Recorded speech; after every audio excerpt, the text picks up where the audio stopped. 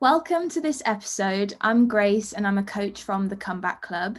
And today I'm going to be helping James share his story to help you or anyone you might know going through something similar to help learn more about it and hopefully understand it a little bit more.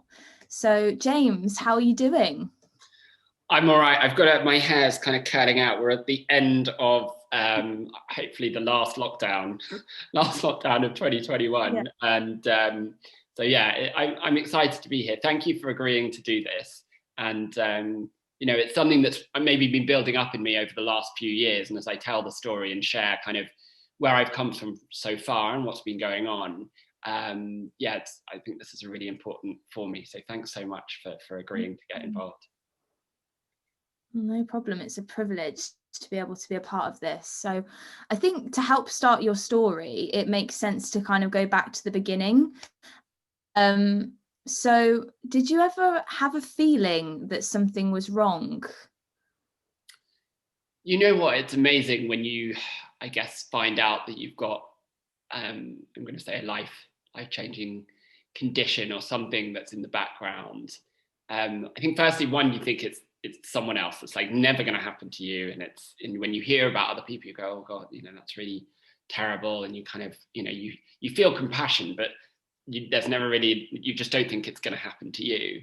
And in terms of, like going back to the beginning, it's so interesting because I think, growing up, there were situations that I just dismissed them. And, I think that's one of the reasons why, I think maybe starting back from the beginning is really important, just because it may be other people that see this be like, oh, I've got those conditions or I've had those experiences. And maybe then it's important to go and get something checked out. And if I start, right back at the beginning, actually school, doing like cross country as an example, I really struggled. And I remember really, like, it's not only like struggling, but maybe my body was like, I just didn't enjoy doing it. And there was just like, I was quite, I guess, petite or small growing up. I was never like the biggest in the class or anything.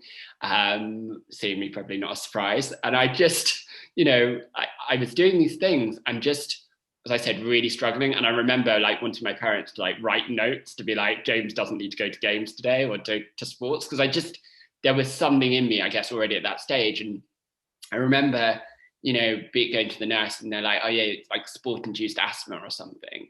And one of the conditions of hypertrophic cardiomyopathy, which is what I've got, and we'll talk a lot more about as I get diagnosed and more about the condition, but it is one of the things that you find it difficult to breathe, but especially going up slopes. And so I just always thought I was just a bit unfit.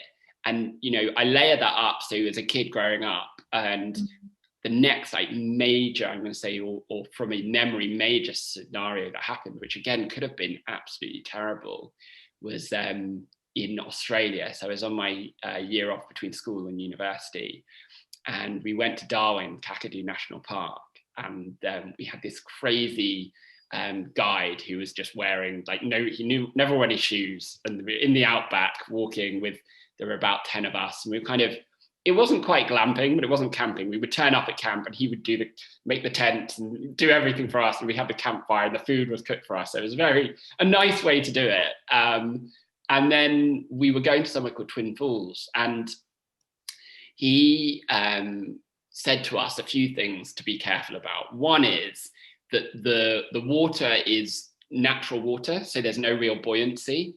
So if you struggle swimming, make sure you've got a float, you've got something with you. So that was like the one thing.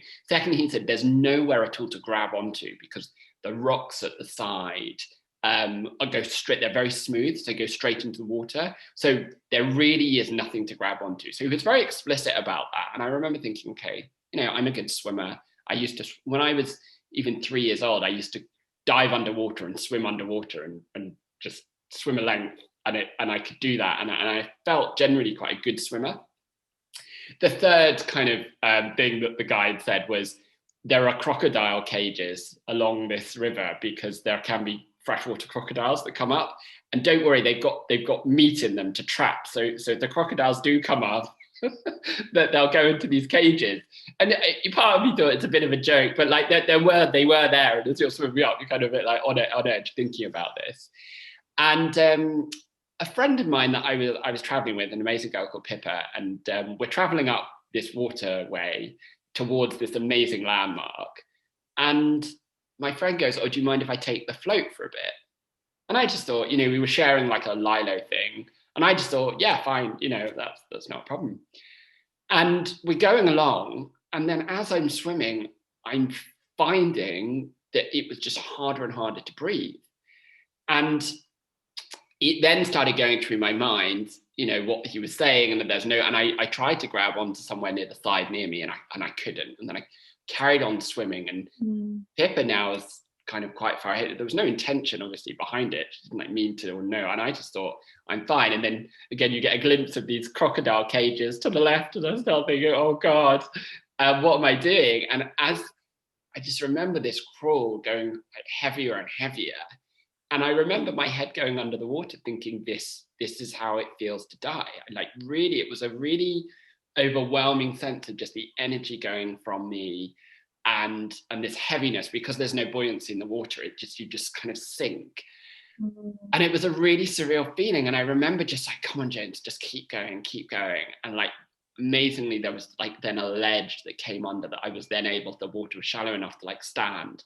And I remember then getting to this beach and everyone's taking photos and it's all amazing. And I'm there on the beach and I can't move. I'm like, so all the energy's gone. And I remember the tour guide saying to me, "You're right." I was like, "Oh yeah, I'm okay."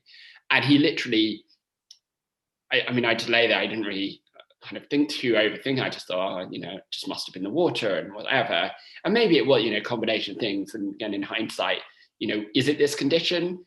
It adds up that it might be, but maybe it wasn't. But again, in hindsight, this moment, and I ended up lying on the lilo on the way back, and the tour guide pushed me across the river, kind of all the way back to base. And I remember, just going to see that evening and just feeling so kind of like weak, like in my arm, it just like dropped, and just there was this feeling. And I went to sleep, woke up the next day, and I was fine again. And I didn't even think of anything of it. And again, maybe it was nothing, but in hindsight, based on what the condition is, it feels like there was something there.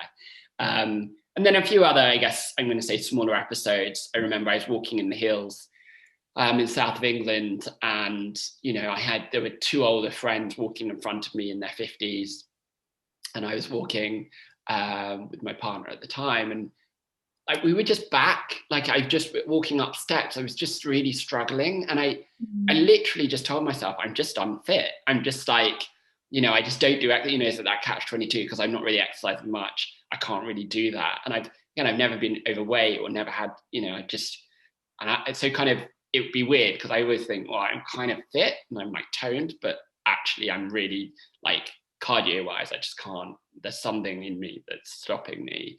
And I remember feeling like really bad. It's like they're, quite a bit ahead, and they're stopping at the pub, and they're like waiting for us for like 15-20 minutes or so. And like there's a real self of like, oh, I want to keep up and I want to do, but I'm like, why is it that I'm really breathless? And then the next one was then going camping, and we started walking, and again within a few minutes I'm like stopping and being breathless, and it ended up taking us 2.5-3 hours. And by the time we got to the camp, it wasn't a campsite, it was in the middle of Dartmouth, in the middle of this basically field. And I remember sitting down, and it was just before sunset, and as soon as I stopped, like my body was just kind of shutting down and started shivering, and it was a real, but I pushed myself, I would stop every 10 meters from breathing, because it was on quite an incline. And, again, it was just, I'm just unfit. Like there was nothing ever like I doubted. And I remember going to sleep that evening, quite worried, because we're in the middle of nowhere, surrounded by like nothing but fields and I think a few sheep and stuff. And we were like, oh God, like we really can't really do anything, like minimal mobile reception. I don't know. I think we were kind of cut out. And I remember shivering that night in this tent, just feeling terrible. And again, in the morning, woke up, and then on the way back, we're walking downhill. Everything's fine. Like it was just like this moment of like, okay, I overdid it. I'm not used to it. Fine. And then in January, 2017, I guess this is like one of the last main memories before, I guess, the episode happened that we'll talk about. But it was really, we were at, sounds funny, something called dance cardio. This guy called Jono, this high energy guy at the front of the room that's like crazy, like party dance music. And there's like 30 people in the room. It's something called Frame, or 20 to 30 people. It's like this high powered energy, like give it all on a Monday night. And, I'd been a couple of times, but each time I always felt like everyone in the room was like able to give it a lot more. And I just like wasn't able to give the same energy that people could give. And this specific time after I'd been a few weeks, I remember just feeling like so tired. Again, this idea of like lifting my arm and it just dropping, and like again, even if I feel it, like I can feel this energy and people like dripping with sweat next to me and like having this proper intense workout. And for me, I just like, it's almost my heart was saying like, don't push this. This is not, you do not want to be doing this exercise. Your body is like, no. Other people can do this, but this is not for you. And again, at the time, I look back and I feel maybe very lucky that I had that intuition. But again, it wasn't even intuition. I wanted to do it, but there was just this feeling, that just wasn't possible. And as you said, obviously throughout your life, like previously, you've never really had any other kind of major health conditions, any health concerns. So did you think at any point that something was wrong and that maybe you should go to check it out or see a doctor or anything? Again, genuinely, like I'm going to say I've been brought up quite as a alternative. My mum's a homeopath, and like a Reiki master, and so I've definitely like had this feeling of also like not being afraid of the hospitals and doctors, but like I don't take paracetamol when I get a headache. I just kind of take some time out and do a meditation or breathe or just get on with it and life in general. And so I never, I had my appendix out when I was 13. And, but as you say, apart from that, generally very healthy and I just, again, it's funny because I don't often add those experiences up together and reflect on them. And part of the preparation for kind of sharing this, today as part of these episodes was this reflection. And if you add those up, and again, when we went into detail with the doctors and then just like start explaining it, they're kind of like, yeah, it's probably, especially more later on, those other experiences, it's probably, like there was something going on. But I say very interesting, when I did get diagnosed, which we'll talk more about, they did a lung scan and I had water on my lungs. And so, the water on the lungs is, obviously when you're trying to breathe, then you're not able to get the oxygen because the water's stopping the oxygen being absorbed by the body. So when you hear that, you're like, of course I was breathless. But it would just, so I genuinely never once thought, that this was, a possibility. And I never once thought I should go and get checked out with it. I just, there was nothing in there. James, thank you so much for that. That was such a great introduction and so interesting to kind of build up those events of what happened. And I think in the next episode, we're going to look at what comes next and how you actually end up in hospital. So yeah, really looking forward to hearing more about that. And thank you so much for sharing so much with us. Thank you. Yeah, thank you for everyone for watching, and Grace for kind of helping me share the story. It's kind of a trip down memory lane. It's amazing how far I guess I've come since those first, I guess, experiences. And again, not knowing anything, what was going to happen. So yeah, feel free to subscribe. Click the subscribe. You'll be alerted when the next episode's coming out. But look forward to continuing and sharing. And thanks again for tuning in. Thanks for watching. Feel free to check out the British Heart Foundation, Cardiomyopathy UK, and Save 9 Lives. Feel free to comment on the video and subscribe.